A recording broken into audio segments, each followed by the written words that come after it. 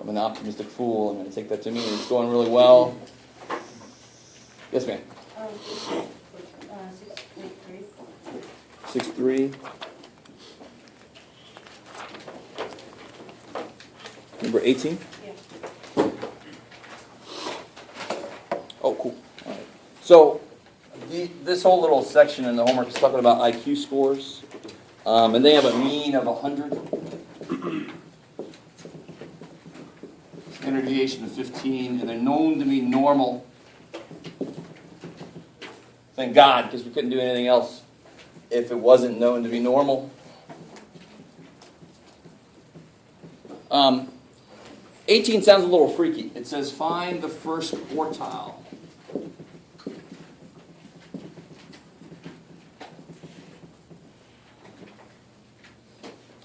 Blah, blah, blah. And they and we know what the first quartile is, Q1. We know what that means. This is normally distributed. So if you draw this picture, where would that answer have to be? Where on this picture is it? Here's what goes right in the middle. I like 100. Right, the mean's always right in the middle of a normal distribution. Where's the first quartile going to be? Is it going to be below the 100, above the 100? 25%. Yeah, what does first quartile mean? If you're in the first quartile on a test, is that good or bad? In general. Bad. It's bad because you've only scored higher than 25%. Quarter, right? A quarter of everybody. That's 25%.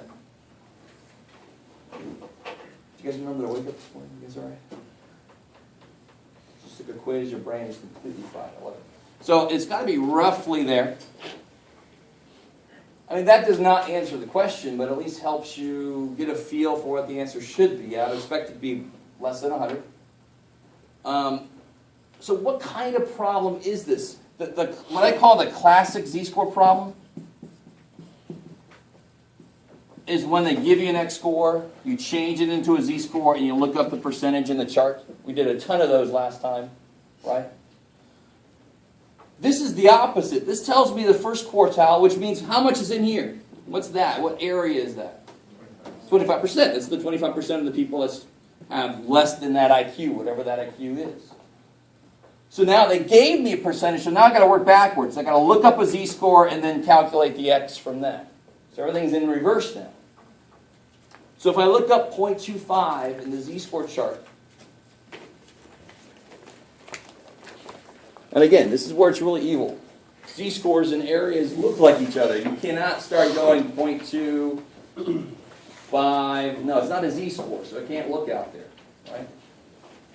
My poor book. So 0.25, where do I have to look for that? This is like the old days. I don't want to turn that guy on, so.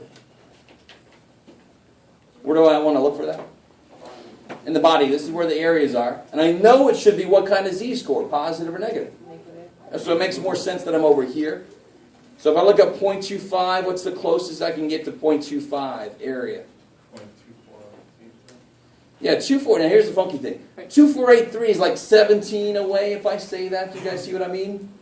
It's like 0.0017. Screw all that 0.0 crap. It's 17 away. The other possibility is only 14 away. So 0.2514 is actually closer. It's not the price is right. We can go over. It'll be okay. So you guys got that joke? I like it. So I got negative 0.5. And let's see, where am I at? It's hard to look at it like this. Negative 0.67. So the z-score is negative 0.67. It's roughly 2/3 of a standard deviation down. How do I get that actual IQ score?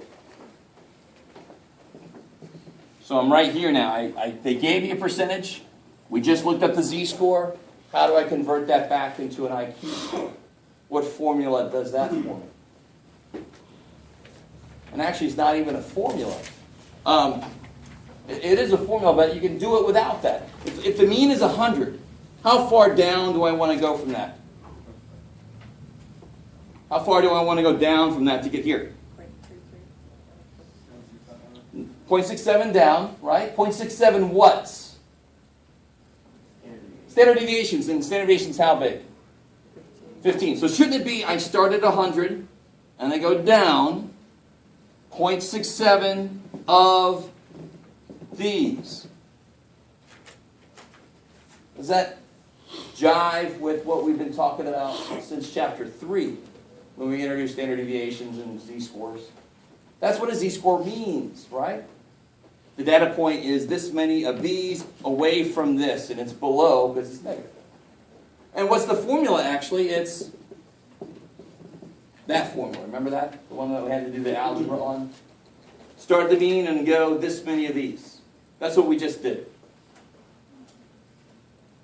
Okay. So then whatever the hell that is. 2/3 of 15 is 10, so it should come out to be 90. I got 89.95. I like it. I'll live with that. It's a little more than 2/3. It's a little further down. Cool. So jives with what we know. We know it should be below 100. That much makes sense, thank God. Okay. So if you happen to know your IQ score, if you have an IQ score near that, you're in the first quartile of IQ scores.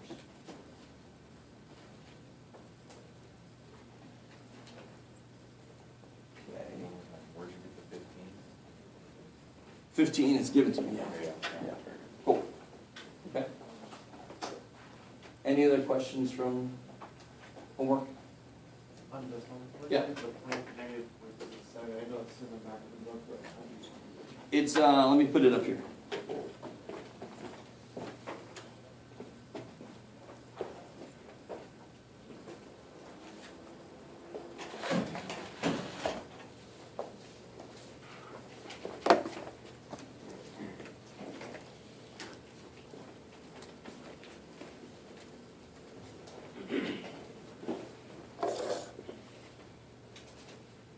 All right, here it comes slowly.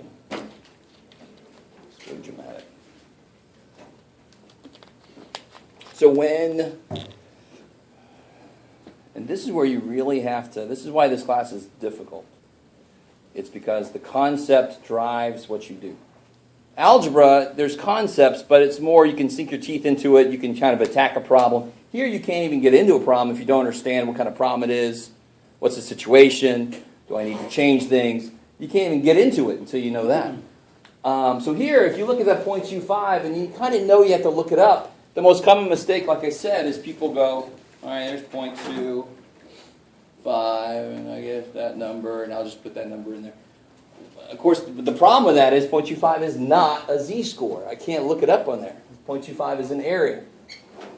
So I got to look it up in the body. So the closest I can get to 0.25, these were the two candidates right there. That's a little further away from 25% than that is.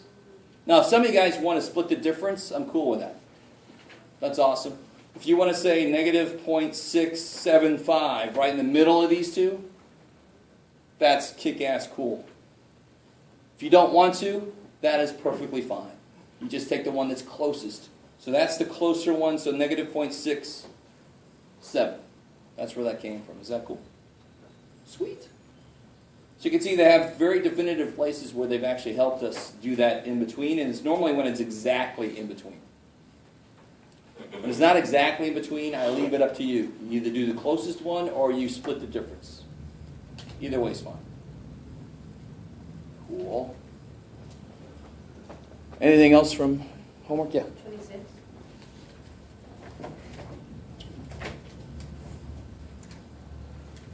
Where are we at again? 6-3? Yeah, 6-3. All right, this is a good example. Marine Corps height requirement for men. Men must have heights between 64 and 80 inches. And they tell me at the top of the page, they tell me what I need to know. They tell me the mean and standard deviation of men's heights. So up here they tell me men's heights normally distributed 69 inches, 2.8 inches. Okay. Let's see if I can remember that.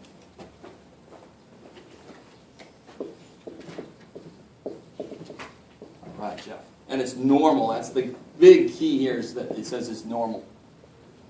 I think Triola sometimes, this is the worst thing in the world, but sometimes you get a problem, he never says it's normal anywhere. So you could just say right there, Doesn't say it's normal, but I'm gonna assume it's normal and do it. You guys kind of with me? It's really kind of lazy on his part to not be careful about. It's got to say it's normal, or else we're not allowed to use these Z-score charts. So the U.S. Marine Corps requires that men have heights between those two. Find the percentage of men who meet the height requirements. So what does that really translate into as a statistics question? Let's try to draw this picture. I know it's normal. Let's draw this picture. What goes right in the middle? 69. And I want the guys that come in the Marine Corps have to be between 64 and 80 inches tall. So can you plot those on there? So 64 about right there, 80 is about right there maybe.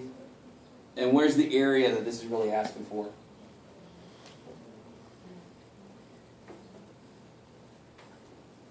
Humor me. I know it's a very simple question for some of you guys, so just say it. In the middle. In the middle. Okay. So now statistically the question becomes, what's the probability that an X is in between 64 and 80? What's the probability that X is in between, it doesn't really matter, 64 and 80? And we've done this kind of problem before. We had a problem just like that on the handout we did before. Right? What do you have to do when you have two scores? Find both z-scores, look up the areas, subtract them. Make sure it comes out positive. Right? Make sure it makes physical sense. So now I just convert 64 to a z-score, convert 80 to a z-score, look those up. Is that cool? So if you make 64 into a z-score, how would that formula get set up? X. Yeah, x minus the mean divided by standard deviation. 2 So look up and then get that z-score, look up its area, make 80 into a z-score, look up its area, and if you subtract those two areas, you're left with the area that you want. So this is really good. Have you guys ever heard of Mensa? Mensa is that society that only allows people in that have IQs over 133, I think is their cutoff. So if they move into an area and they want to know, if we start a chapter, how many people could join? Well, they can say, okay, what are the IQ scores? They're normally distributed. Let's 133 and up, and they can figure out that area. Here's 100, here's 133. They can figure out what that percentage is. Take that percentage of the population in the area, and that's how many people they think they can have a pool to pick from. Does that make sense? I mean, it's a very real life. If it's kind of a small area, maybe when they do that, there's like 3 people. Like, well, maybe it's not worth it. Or maybe we'll go somewhere closer with a bigger city where they can bus in or something. They're smart. They can make their way there somehow. You guys kind of with me? And it's a real life application. Here, it's the same kind of thing. How many people could they possibly recruit from in certain areas? They could actually use this answer to see how many people would they expect to be eligible to join the Marines. You guys kind of with me? A little bit? I mean, it's very real life, immediate. This is nothing in between, this math we're learning and what you do in real life. It doesn't happen always. There's always, normally you learn algebra and you go, well, in the real world it's a little different. No, here, it's exactly this. Let me see, blah, blah, blah. Are many men denied the opportunity? Well, once we know the answer to the first part, we'll see what percentage of men would be denied the opportunity. Anybody lower than, smaller than 5'4", or taller than 80 inches, not many people I don't think would be over 80 inches tall, but maybe not. If the height requirements are changed so that all men are eligible except the shortest 3% and the tallest, now that's the part I think would probably give us the hardest part of this problem. If they only exclude the shortest 3% and the tallest 4%, what would that look like on the picture? Here's my mean. Shortest 3%, of course, would be where? At the bottom? Good. So this would be 3%, 103. Tallest 4%, 0.04.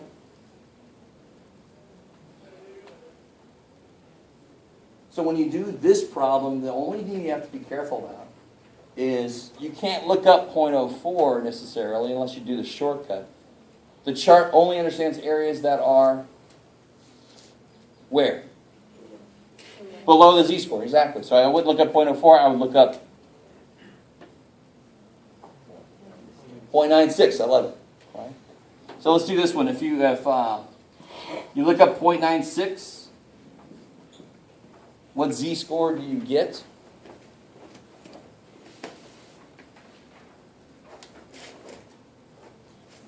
So 0.96, the closest I can get looks to be right there. That's damn close, all right. So 1.75. So this z-score would be 1.75. How do I find the actual height? Well, I know the z-score. How do I get the raw score, the x? Do we have a formula maybe that we talked about maybe about 12 minutes ago? That would help me do that? Yeah, we got the x equals mu plus z sigma, right? That's the definition of a z-score, really. The data point is this many standard deviations away from the mean.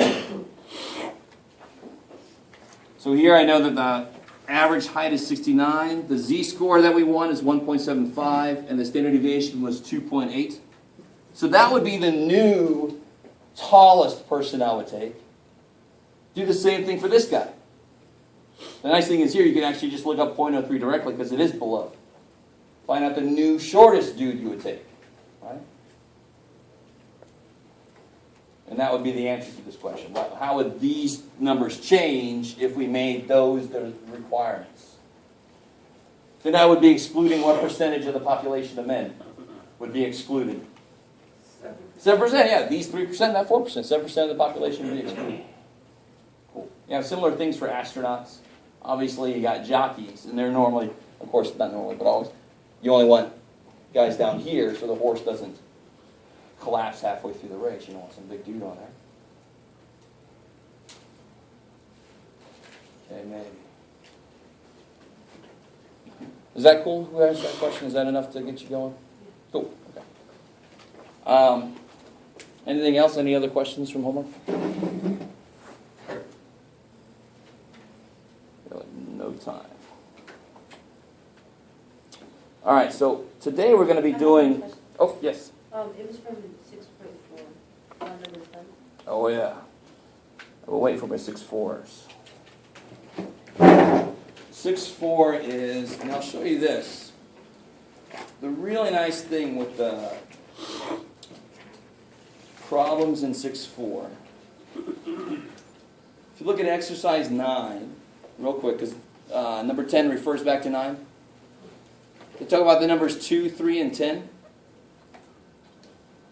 And if you look back at this table they've already created, that's the numbers 2, 3, and 10. So they've already made the table for you. They did what they're asking you to do here. They did it for the range. They're just asking you to do number 9. They want you to do it for the median. Number 10, they want you to do it for the standard deviation, so forth. So what you need to do then is to make a new column like this. You want to say 2, 2. What would the standard deviation be? And that one you can answer without doing anything. What's the standard deviation for the sample 2, 2? Standard deviation means what? Far away. How far away every data point gets from the mean on average, right?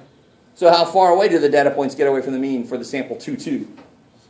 They get 0 away, so it would be 0 standard deviation. Now for the 2, 3, all you have to do, now this might be really the question, this would be my question if I was one of you guys. How the hell do I get the standard deviation for that? Do I have to do all the stupid table? No, just put 2 and 3 in list 1, do one var stats, grab the standard deviation. Which standard deviation? So all you need to do,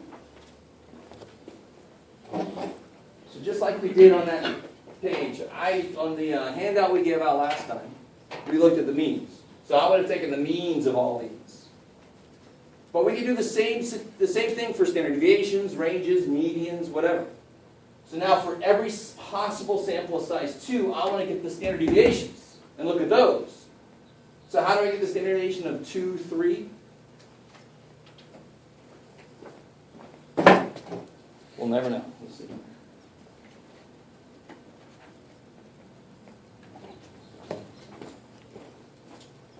I just put in the list 1.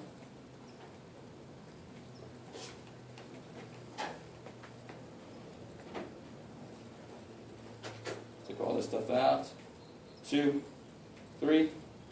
Stat, count, one of our stats. What's my answer going to be? What's my standard deviation?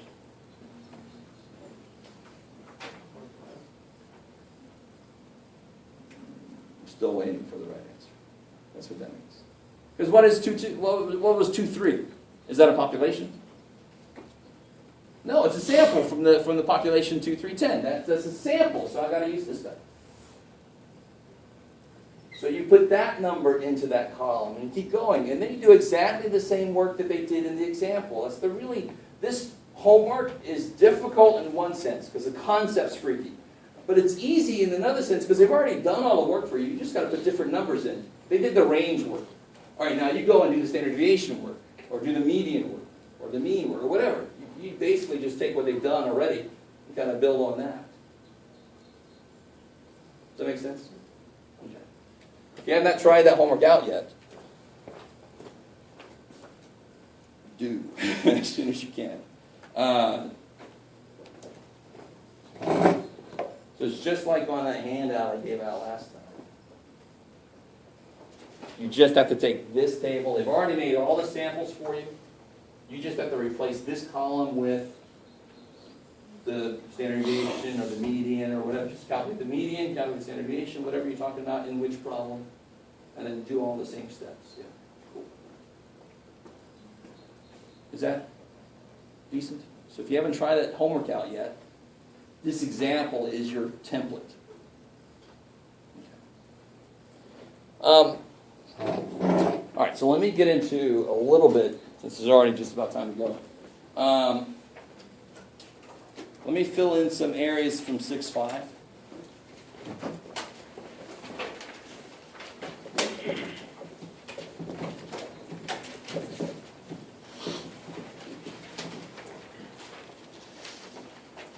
So what we did last time was, if we have a distribution with mean mu and standard deviation sigma, and then we take a sample of size n.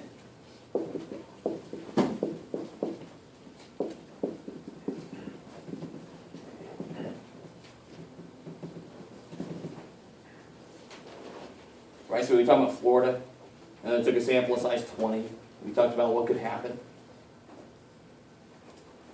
There's this thing called, and I didn't give this a name yet, we just talked about the specifics about what it says, but this is called the central limit theorem. And think about it, what was the main kind of thing, what was the very visual idea you can have with what happens with the standard deviation. So let me fill this in real quick and I'll come back to that question. The mean of the sample means. So the idea here was we take samples of size n, we take the mean of those samples, and then I take the mean of those means. Well, if I took 2 people at a time in here and then averaged all those average ages, I would still get the same average age. It's still the people, I'm just taking 2 at a time instead of 1 at a time. So that mean does not change, they're the same. The mean of the sample mean should be just the mean of the population. They can't be different. But what does change is the standard deviation. How does that change? Well, look at the standard deviation of all the sample means. What has to happen? So remember last time we had this picture? If I started taking samples of size, for example, 20, I think is what I did. What has to happen with most of those samples? What should the average be for any given randomly selected group. What's the best guess for the average? The real average, right? So this picture is going to fundamentally change. It has nothing in here. The picture for this guy is going to have most of the stuff in there. Because what should happen most often is a mixture of people from here and there. So what happens with the standard deviation, not formula-wise, but just idea-wise, is it gets smaller. Because everything rushes to the center. The limit of doing this process is everything goes to the center. Hence the name, central limit there. So specifically, the standard deviation gets smaller exactly by that much. By a factor of 1 over root n. Okay. So it took forever, and you just got a little taste of it again, to explain that. Right? But now the beautiful thing is the problems in section 6.5, they're exactly like the problems in section 6.3. You just have to do this step at the right time. Don't use this standard deviation if you're talking about a sample of size, whatever. You have to use the new standard deviation. Okay, so for example, let me finish this out real quick. One last thing this guy says. As n gets larger, the sampling distribution becomes more normal. And that's pretty damn vague. So what they did is they kind of investigated all these freaky-ass distributions, and they figured out the number 30 seemed to make almost all of them become normal enough. So that's our key. If we change this into if n is bigger than 30, then the sampling distribution is normal enough.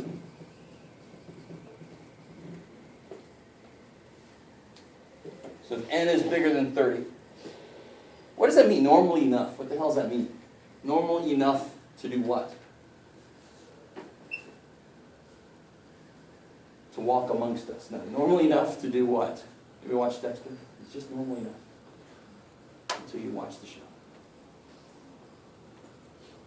What's the main thing we want to be able to do when we're trying to calculate probabilities? What's the main thing that we want to go to help us do that?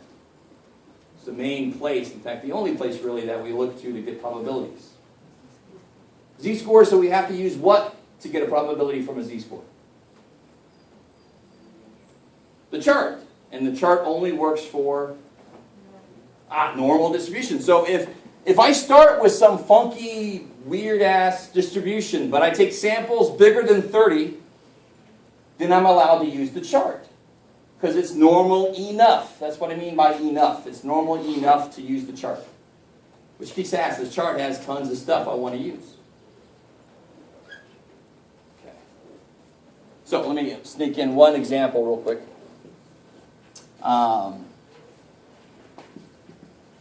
Let's say given a mean of 12, standard deviation of 1.8. Say it's a normal. In fact, let's say normal. If it starts off normal, I don't need to take 30, do I? If it starts off normal already, I don't care how many I take. But if it's not normal, if they don't say it's normal, then they better be taking more than 30, or else I can't do a damn thing. You guys with me? So if I give it a distribution that has a mean of 12, standard deviation of 1.8, I would ask first, take one thing. What's the probability that it's less than 10? And then the second question would be, take a sample of 21 things. What's the probability that the sample mean is less than 10? That's exactly the kind of question they ask you in the homework. It's exactly the kind of question I'm going to ask you on the test. Which one of those does this apply to?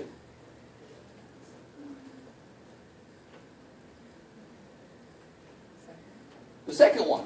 Because the thing, remember what I told you? What's the trigger for this? When do I know to do this crazy thing? That's the whole thing of stats. Stats is all about when the hell do I do that? When do I use this? When, dear God?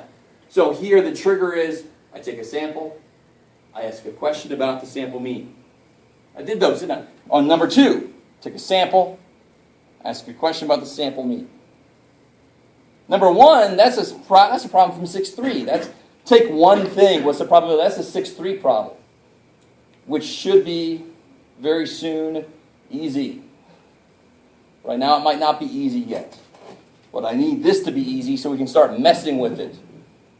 So on this first one, how do I do this first problem?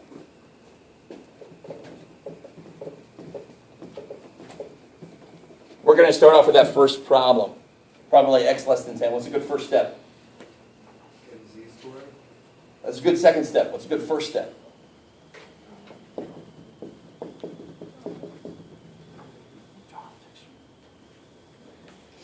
Right? I know some of you guys are not going to draw a picture. Hey, you go ahead. You do that. You make mistakes. People that don't draw the picture are the ones that mostly make the mistakes. So what do you put right in the middle? 12. You put 10 on there. Where's the area that I'm interested in? Less than that. I love it. So this area here. Now I can make a z-score. What do I put into my z-score formula? Good. 10, the data point I'm curious about, comes first. Minus the mean divided by 1.8. Cool.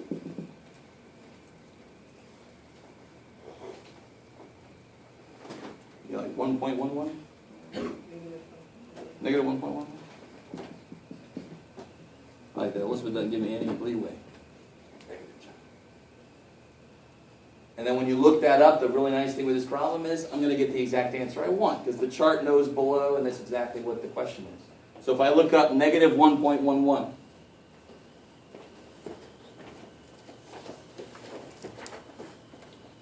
looks like I get, the most common mistake I see is to go here, but that's negative 1.10. There's negative 1.11, there's 0.1335.